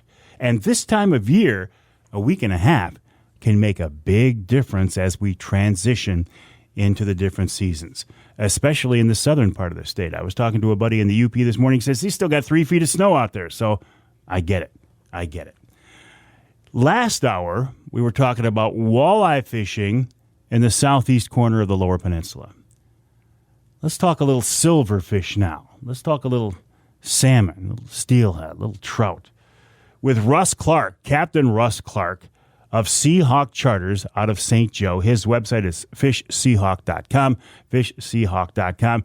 And I think we catch Russ on the water on the St. Joe as we're talking to him on the Outdoor Magazine phone line. Russ, welcome back. Is that true? Are you fishing? We are, Mike. Yep, we're out on the St. Joe River, out of the Berrien Springs area, which is the upper stretches of the St. Joe River. Now, why up there instead of the lower stretch, Russ? It's these fish are starting to move. That water temperature is starting to move, and there's a little more gravel and rocky areas in the upper stretches. Not to say there wouldn't be fish in the lower section, but there tends to be more fish upstream this time of year. So this time of year, they're just passing through that lower stretch, and they're spending more time concentrating up in the gravel in the upper stretch. They are. They're not on the beds yet, Mike, but they're definitely getting in a little bit of that shallower, faster water. It's got to be, Russ. You got to be coming into the best time of the year for river steelhead, aren't you? It is a good time of year. There tends to be a lot of traffic, a lot of competition this time of year, and actually we have a good steelhead fishery, all fall right through the winter, weather permitting too. You mentioned the competition, the boat traffic. I expect that on the Manistee. I expect it on the Muskegon. St. Joe, you're kind of a sleeper river, yet you're far enough south where you're closer to a lot of people, though. So that's got to be a factor. It is, because you'll get, Indiana and Chicago people fishing, have their own boats. And so it does get busy. The weekdays aren't so bad, but the weekends can be very busy. Where do your clients come from, Russ? The people I have today, they're from Chicago, and it's a great tip he gives me because he's a butcher, so he saves some prime ribeyes for me every year, and he makes his own homemade wine, so it's a nice little tip he gives me each year. Nice. And how are you fishing today? What's your tactic today? Today it's been more plug fishing for us. Mag lips have been good, but spawn and fishing mag lips, spawn bags, spawn dogging, side drifting, bobber and beads. There's a lot of different ways you can fish them. Well, why plugs today instead of spawn or bobbers? Today it's pretty bright out, and so and then with plugs, I feel like I can cover water a little quicker too. So what are you doing? You're putting those out behind the boat. Do you put them all out at the same distance so you create a wall? No. Basically the short rods are in the low position, and then the next one's a little longer, and then longest. But just 3 different lengths of line out, so that keeps you from getting tangled as well. And I'm thinking of the plugs then. So what you've created, if I'm thinking of this right, is you've got a wedge, or you got a V going downstream where the center of the V is the boat. Right, you do exactly. The furthest back rod, kind of like Lake Michigan fishing, being the deepest, the furthest out the middle, and then you keep getting shorter as you go to the side of the boat. So what do you do, Russ? Do you anchor above these holes and slip down through them, or how does this work? How do you work the runs? You do. We'll anchor above the runs, and then we'll just slip down real slowly. It's not a fast presentation. You're you're really trying to tease these fish, into hitting. So you just got to kind of take your time. But when they hit a plug or a body bait, I mean, it's pretty aggressive, isn't it? It is very exciting. I mean, there's nothing like the excitement of that happening, So yeah, it's not like waiting for a float to slowly go down as you drift through a run. No, not at all. So how has I know you're fishing right now, and I know you got clients in the boat, and I appreciate your time. How has the fishing been this morning? We've hit about 7 bites. I think we boated 4 fish. Oh, I'd take 4 for 7 in the river any day. I would too. Yeah. It's always nice when you get that first one. You kind of get the pressure off and then then you want everybody to get a fish and then you go from there. Are these fresh fish or are they colored up? Have they been in the river for a while?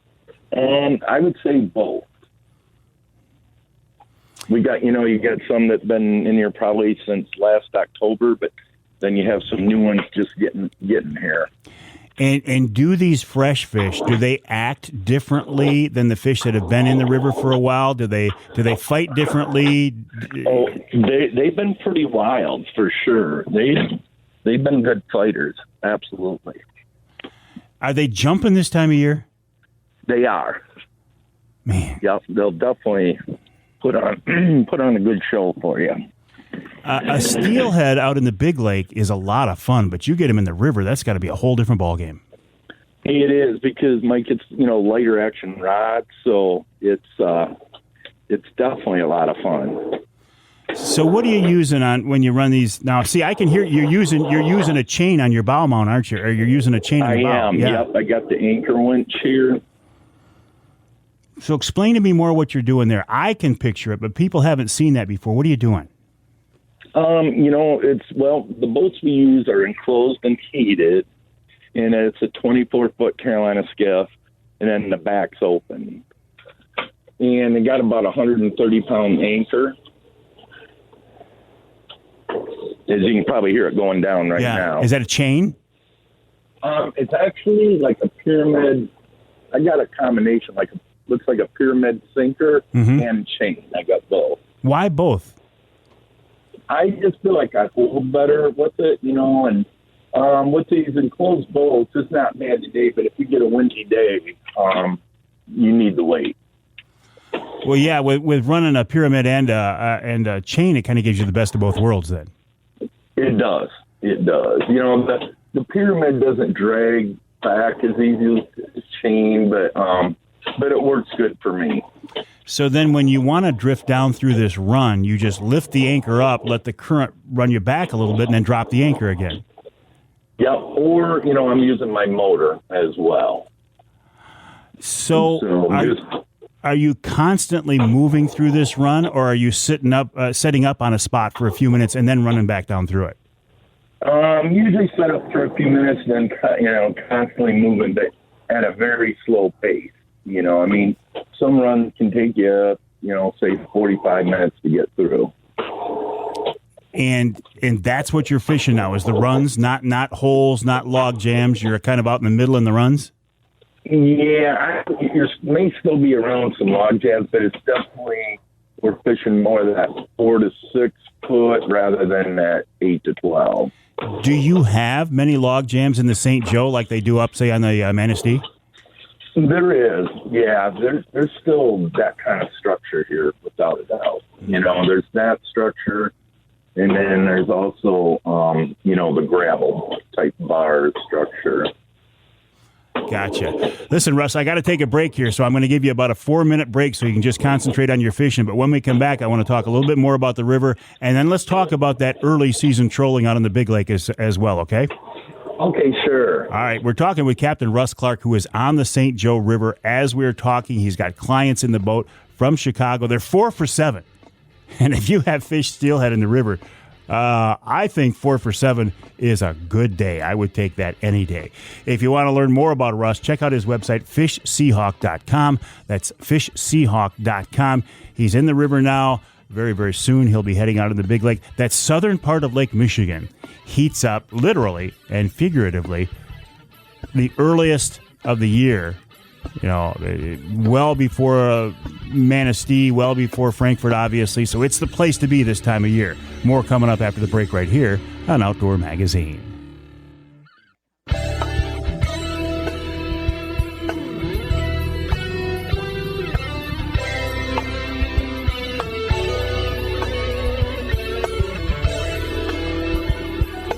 You can hear the Outdoor Magazine show in Sandusky and WMIC, 660 AM, 95.3 FM. You can hear us in Iron Mountain, WMIQ, 1450 AM.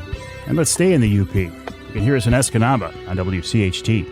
Again, AM and FM, 600 AM, 95.3 FM. This segment of Outdoor Magazine brought to you by Boning Archery. Michigan-based Boning has been a leader in the archery industry since 1946, and they still continue to come up with new products, new manufacturing processes to stay state-of-the-art. After all that time, if you are a target archer or a bow hunter, there is a very good chance you are using Boning products. You might not even realize it.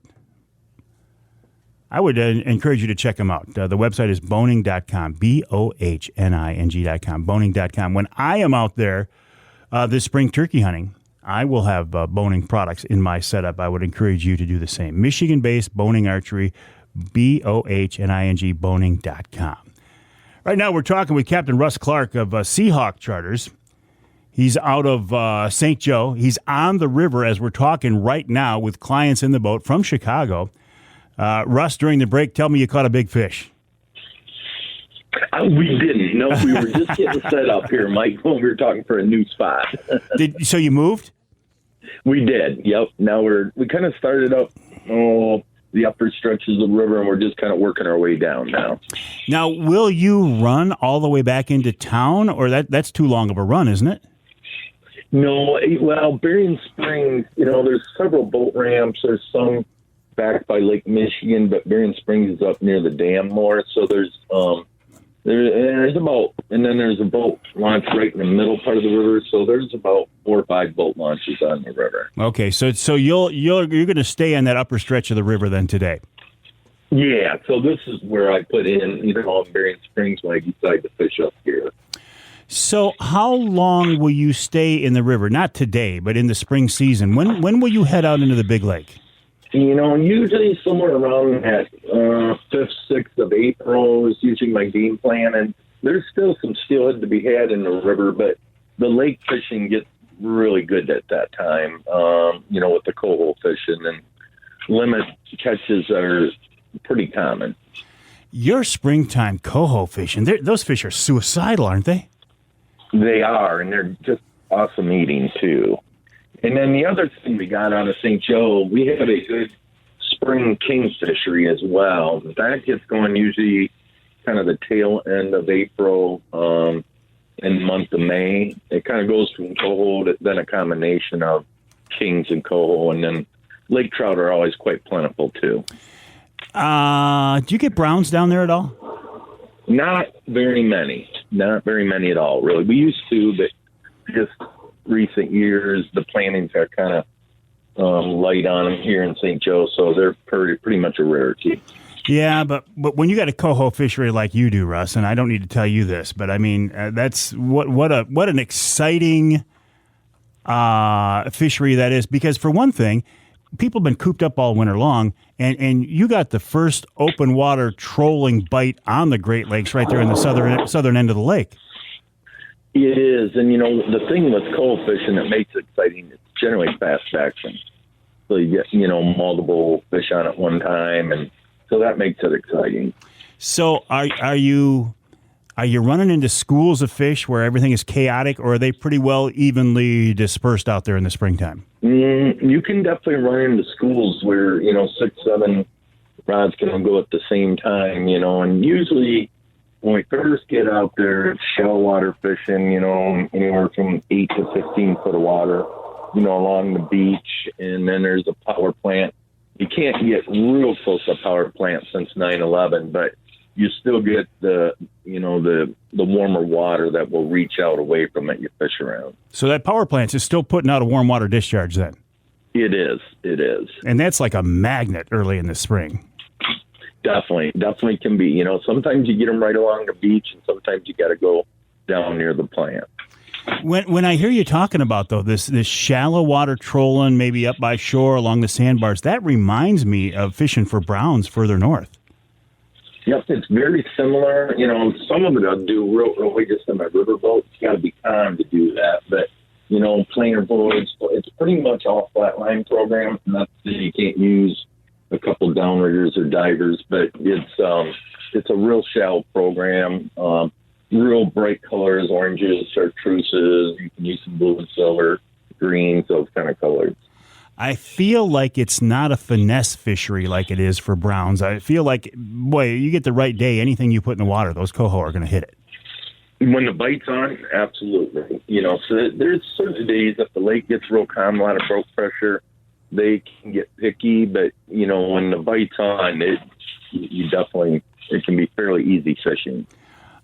The coho, I almost said they don't get very big. I mean, we know they can get big, but what size fish are you seeing these days, Russ? You know, when we first get out there in the spring, you know, they're probably common size, like 2-pound fish or something, maybe 3, and then we'll continue to catch them right into June. And, you know, that at that time you can start getting coho 6-8 pounds, so they do grow right along. Are you saying that they grow that much, or are we talking different year class fish? I think some of them grow pretty fast. Yeah, they can really put on some weight. Wow. Nothing better than a coho to eat, is there? No, that meat is just as red as can be, and they're excellent eating. Not really hard fighters. They like to roll more, that type of thing, if I'm remembering correctly.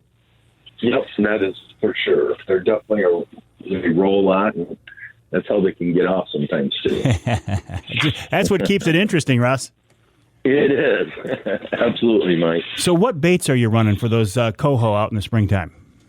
You know, thin fins and your oranges, chartreuses, that's a real popular common bait. And then, you know, the old time J11 orange rapalas are good. And, you know, some people use, you know, the little red dodger fly. And I always say the biggest thing about fishing is use what you have confidence in. How many fish have those jointed orange rapalas caught over the years? Oh, tons. But you said you don't need to run boards. I mean, they're not boat shy. You don't need to.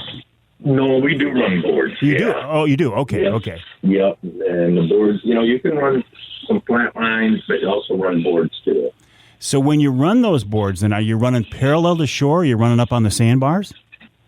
You do. You kind of go in and off the sandbars, you know, kind of a zigging and zagging, you know, type thing. And, you know, there can be days they might be out a little bit deeper, or some days they're in real close. Do you find them right up around the pier heads, maybe even in the river mouth too? You do, because that's a natural warmer water too. Oh, yeah. So and there's, you know, fish around there a lot of times, so it's a good spot too. And usually the coho fishing kind of starts out with the shore guys more with fishing spawn or, you know, Nick Grillos for that matter. And then the trollers will start doing good a little bit after them. Oh, I hadn't even thought of that. So you got surf fishermen and pier fishermen out there after those fish. You do. Yep. It can get loaded up on the pier with people when they're biting. Now, are guys out there now, or is it a little too early for that? They're just starting. I would say it's just the beginning. You know, I wouldn't be surprised. Looks like the weather for next week is going to start to warm up, so it's not far off for sure.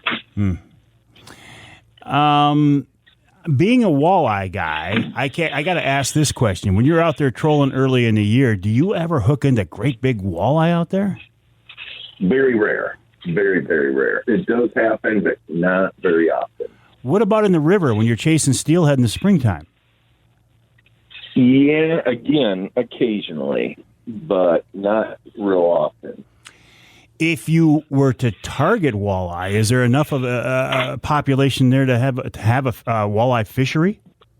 Well, a lot of times, and I'm sure some of these walleyes certainly come from Lake Michigan, but a lot of them are just native in the river all the time. And the the walleye season in St. Joe River closes March 15th. So that's right. Yep. A lot of that walleye fishery is done in the winter, and it opens up again in May, and then you kind of drift with crawlers and that way of catching them.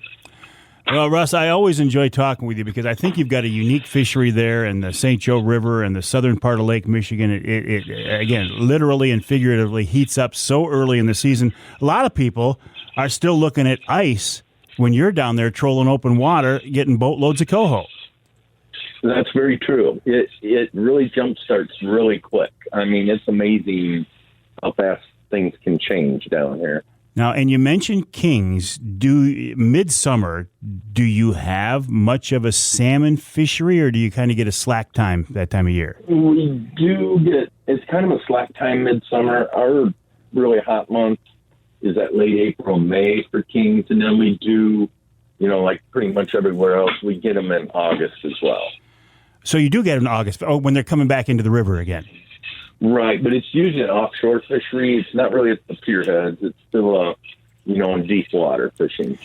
Do you get a midsummer? In fact, I know Manistee, and they haven't had this for the last couple of years, but I'm thinking of that offshore steelhead fishery, 10, 12 miles, 15 miles offshore. Do you see that?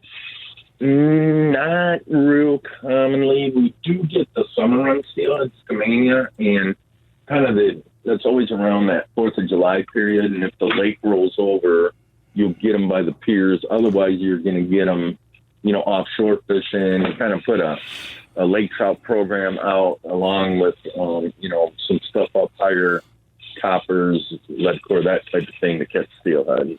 Skamania, that's a word I haven't heard for a while. They're still around, huh? They are. Not in great numbers, but boy, they're sure fun to catch. I do remember that. Hey, Russ, I appreciate your time. I know you got some people. We're going to let you get back to fishing, but good fishing to you, and hopefully we'll get a chance to talk again as the season goes along. Okay, thank you, Mike. Appreciate it. Thank you, Captain Russ Clark of Seahawk Charters, fishseahawk.com, fishseahawk.com. Sorry, is his website. When we come back, let's see. I got a few more things on my list of things I want to talk about, and we'll get ready to talk with wild game chef extraordinaire Dave Minar. The guy's just amazing. It's been a couple of weeks now from the time you hear this show, but we just finished up my church's Trinity Monitor wild game dinner and auction, and Dave was the caterer of that event, and it was just phenomenal. His expertise and his knowledge is just absolutely amazing. So we'll talk with him. But first, we'll come back and shoot the breeze about a few other springtime topics right here in the great state of Michigan, right here on Outdoor Magazine.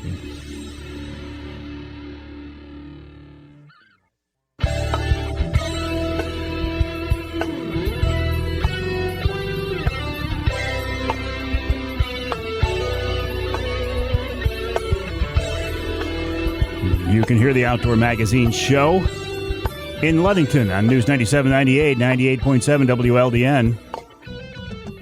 And you can hear us, I think the only two left are Saginaw, WSGW AM and FM, 790 AM, 100.5 FM. I'm in the studios of WSGW right now. I'm here with Pat Johnston, doing a wonderful job as always. Pat, I appreciate that. This segment of Outdoor Magazine brought to you by Reader Landscaping. It's that time of year. Although I thought the folks at Reader were done with their snow removal, and boom, we got a snowstorm, and I see all their trucks out again. But I think they're done snow plowing now. So now it's time to get busy thinking about maintaining and taking care of your lawn for the summertime.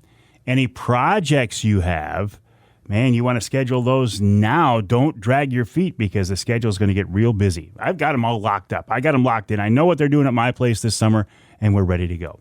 Check them out online at readerlandscaping.com. That's readerlandscaping.com. I was thinking, talking with Russ Clark of Seahawk Charters, fishseahawk.com out of St. Joe, reminded me of a time I was fishing out of St. Joe, and this has been a few years now. We were working with Dick Swan. Remember Dick, the guy who did the noodle rods?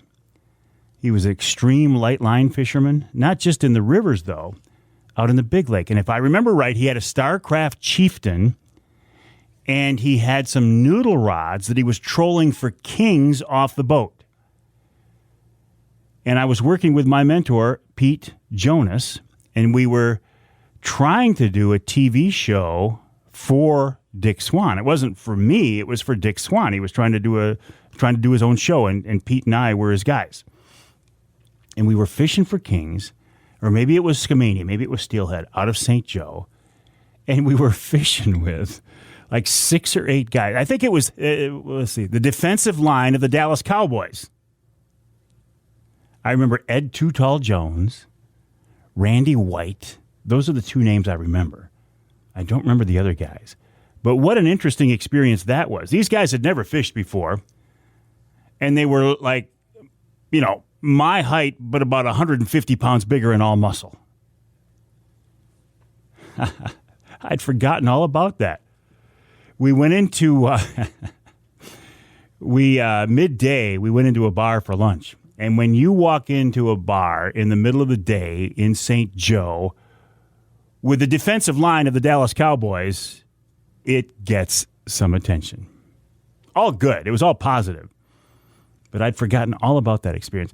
I do remember this. The fishing was terrible. We hit one of those days when you just couldn't buy a fish. And since these guys were, they're pro athletes, they're used to immediate gratification. They're not fishermen. They don't realize that fish don't cooperate sometimes. Their level of patience was not real high. And you don't want to make the defensive line of the Dallas Cowboys mad because they can't catch fish. I had forgotten all about that. Memories. There are a lot of stories like that, a lot of things like that I've done over the years that I forget about until somebody says, hey, remember this? Remember when we did that? And sometimes I just don't remember. So if you come up to me and say, hey, Avery, remember when we did this? And I look at you with a blank stare, it's not because I'm being rude. It's just I don't remember. But feed me a few morsels of information and I just might come around. Oh, what else? Wednesday Night Live. Now through Easter. The Grillo family of Michigan brand is giving us a Michigan brand ham, Easter ham, to give away every Wednesday night on Wednesday Night Live. All you have to do is tune in on Facebook, YouTube, Twitter, or LinkedIn. Make a comment, and somebody will win. By the way, if you've won in the last year, please don't enter. Let somebody else share in the bounty. This Wednesday, coming up, the 23rd, Amy Trotter, yes, the 23rd, Amy Trotter, Executive Director of MUCC, is joining me on Wednesday Night Live. So this is a good opportunity for you to talk with her, get her insights into what's going on in Lansing, what's going on in wildlife and conservation issues, maybe a little insight in MUCC. If you've got a question for her, feel free to join us. This will be a live, interactive discussion, in addition to giving away an Easter ham. This is the first time we've done this. We're going to have Amy on, I think, once a quarter this year. And so this Wednesday will be the first time we've done it. And I'm really looking forward to it. That's a Wednesday Night Live, 7 o'clock on all of my social media outlets except for Instagram. We'll see. I might fire up my iPad and go to Instagram as well. Instagram doesn't like to play well with the platform that I use to go live, but I might do it Instagram as well, just because Amy's with us. Speaking of that type of thing, you can always email me with any questions, comments, questions for the Ask Avery segment, things you'd like to see me talk about, things you're sick of hearing me talk about, and I get it. I get in a rut. I'm human, and I tend to talk about the things that I like to do. I think that's only human nature. But give me some ideas. Give me some suggestions. Give me some options. Expand my horizons. Send me an email to Mike at MikeAveryOutdoors.com. That's Mike at MikeAveryOutdoors.com with your thoughts, criticisms, something you'd like me to share on my social media outlets. And by the way, the website is MikeAveryOutdoors.com. That's MikeAveryOutdoors.com. We'll take a break here on the Outdoor Magazine show. When we come back, we'll wrap up this week's show with wild game chef Dave Minar. I don't know if we will have a recipe or not. But if we do, I'm sure it'll be a good one. And it'll probably be fish, right? Because if we're talking about fish and wild game this time of year, it's probably going to be fish. That's coming up right here on Outdoor Magazine.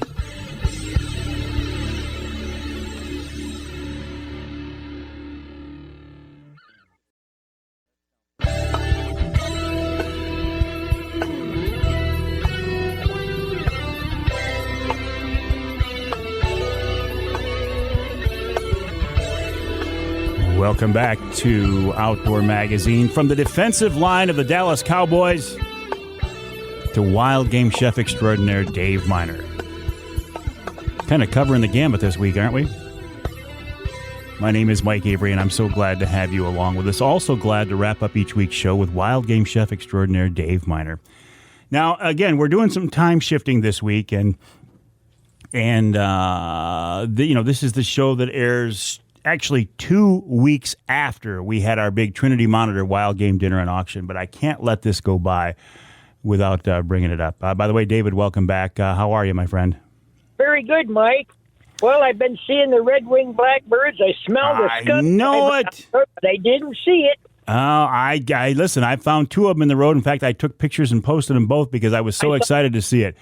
But Dave, even though it's been a couple of weeks now, we haven't done a radio show since we had that dinner. And I got to tell you, we hadn't done one of these for a couple of years, and I was a bit nervous because, everybody's out of practice. I was out of practice.